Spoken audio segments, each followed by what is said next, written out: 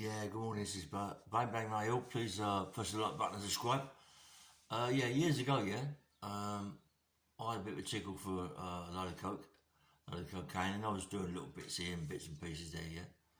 And weekends, mostly on a Friday night, I used to go all round the clubs, sort of like I was a bodyguard really for my pals. Quite a few people that I used to go with. Big names. And anyway, we used to go to all the clubs, Pal Joey's, Fidenz's, Bootleggers, Browns, China Whites, and all them sort of clubs, you know what I mean? Bit stay out all night, late at night. And we used to go to all the clubs in the city. And some clubs was late at night. And I remember going to a club and going there and up to the VIP. We'd walk through the door, everybody knew who we was. The people I was quite heavy, proper gangster people really. And we go in there, go up the VIP upstairs. There was all like proper people there, like Lynn Lazani, all page 3 girls, plenty of stars, loads in there, loads and loads and loads. Lots of snooker players, lots of tennis players, football players, boxers, loads of fighters in there, and just have a good night. And one of the guys that owned the club, very nice fella, I ain't not saying his name, very nice fella, approached me one day, and I was talking to him, and I see him pass something to someone, and I thought to myself, I said, is that, are you dealing the other stuff? He went, what, the nose? I said, yeah. He said, yeah. I said, look, I get a bit of stuff because I'd robbed these people of it, you know. So I thought, anyway, so I said to him, can we mean you have a little deal? He said, yeah, why not? You know what I mean? He said, but the girl I'm getting is unbelievable. You won't beat this stuff. No way in a million years will you beat it. I went, okay. So I'll give him half of an Oz as a sample really, because I had loads of it. I didn't really bother with it. I knew that what's half an Oz then times, it was a lot of money, but it to me at that time I was getting so much money, it didn't really matter to me anyway. So I give him half the thing, and he went away. I give him my phone number that night. I mean, I'll get home. No, sorry, it wasn't that night. It was about 3 nights later because I give him a phone number in my house, yeah. And I've been out. We used to go out the Friday night and didn't get back till Sunday mornings to my house in Kingston. You know what I mean? So being out all that time is more like going mad. You know what I mean? Trying to phone me. So anyways, all messages on my phone. Phone me. I went, yeah, okay. What's happening? He went, wait, I've never ever in my life had anything like that before. You know what I mean? I said, yeah, I told you it's really, really good. He said, look, let me give me a little bit more. I said, look, I'll give you half. I said, no, give me a little bit more. I'm going to see someone important, yeah? Someone who's a singer, who's an unbelievable singer, and I deal with him big time. And he said to me that, I want to give him some. And I went, okay. So I popped down the city to see these people, got a train, walked down to the club, went in the club, see my mate. And I walked in there talking to him, and he was like, yeah, this is the business. I don't take drugs. I don't take drugs at all then. I was just clean. I was minding people, bodyguarding. I didn't need to take it. I was getting good money anyway. So I kept off of that shit, yeah. And but later on, I got involved in crack cocaine and all that sort of thing. Anyway, but at that time, this stuff was, if you took this stuff, it'd blow your brains out. This was got me involved with other things. So I give him another ounce. He paid me for the ounce, and come on, what's that? At that time, I had so much of it anyway. I took the money anyway. The money's not important to me at that time. I want this big business, yeah, for my pals really, not for me so much. For the people that do a little bit of running for me, yeah. So anyway, he sort of phoned me up. He went, oh wait. He said, look, I'll just give it to this guy, and this guy is asked for a lot back, a lot of it. Can you get it? I said, yeah, go get what you like, mate. So he said, can you get me 5? I went, of course I can. Yeah, of course I can. This is 5 Oz. It's crazy, isn't it? So I went, okay. I went down to the club, give him it, paid him my money, and I said, look, anytime you want to get, I said, my little people will be meeting you somewhere. I don't want to get involved in this crap, you know what I mean, as such, yeah. But I am really. And this guy's got a big club in the city, a big club. It was called a cocaine club at one time. It was like really, really heavy for cocaine, and all the film stars were getting there, all the actors, everything, you know, a lot of the models, all the fighters, tennis players, everybody was getting it. It was really good. A VIP's upstairs, mad club. And, you know, anyway, I was getting bits and pieces. I was like, it was so good, it was unbelievable.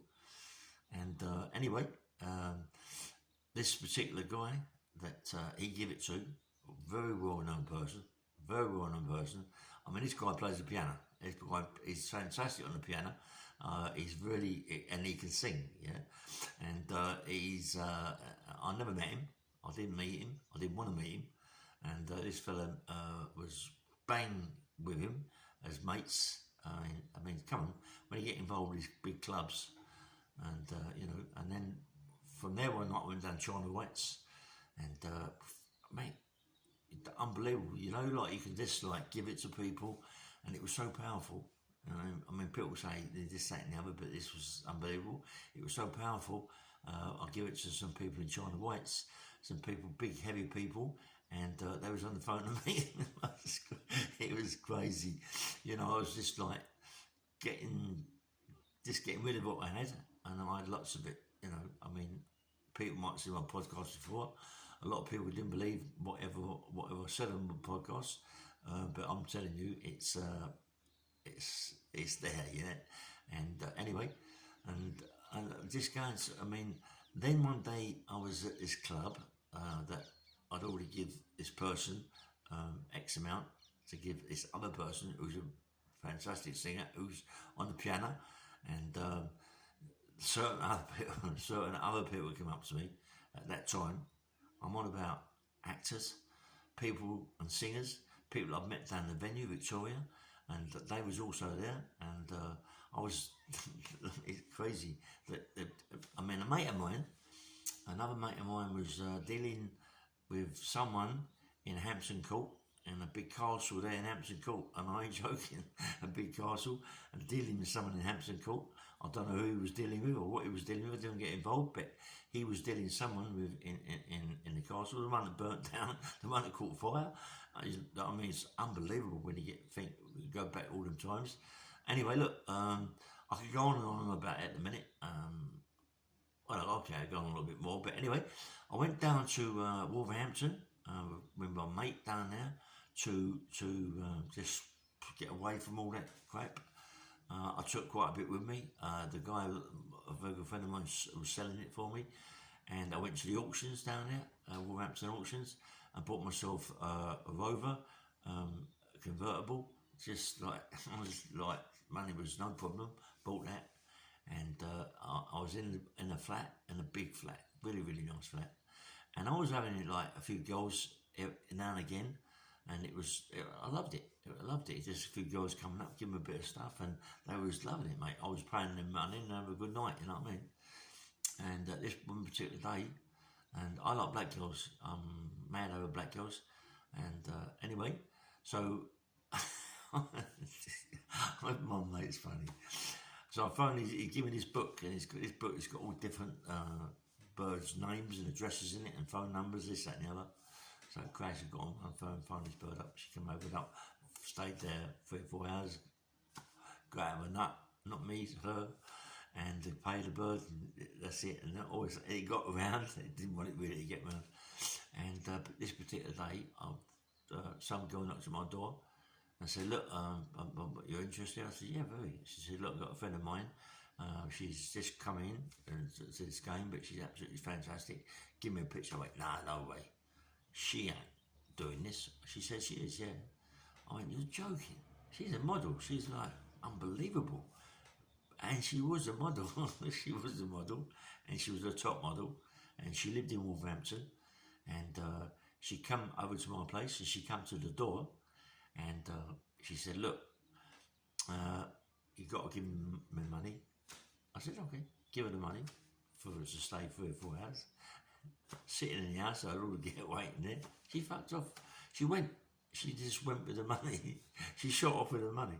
We found out where it was. We took, my mate went down and he got the money back. But this bird, right, was a top model in Wolverhampton, black girl. Absolutely stunning. You wouldn't believe it. I mean, I met some really, really, beautiful people, mate. Absolutely stunning people. Being around the city, all the clubs, you believe me. And then I was a big guy, you know, I was like 21, 22 stone, lots of hair. I ain't got no hair now. Lots of hair and good looking, I believe it or not. And you know, like, let's get plenty of girls, loads of girls, and stay out for, as I say, stay out 3 or 4 days. And it's quite, I mean, I wouldn't take any drugs at all. I didn't want to get involved in anything, but that's what happens, isn't it? You know, you go on and on and on, and in the end of the day, you've got to take it to see what it's like, and that's what happens. Anyway, this is Bang Bang Mayhill. Please press the like button and subscribe, and have a nice day. Bye bye.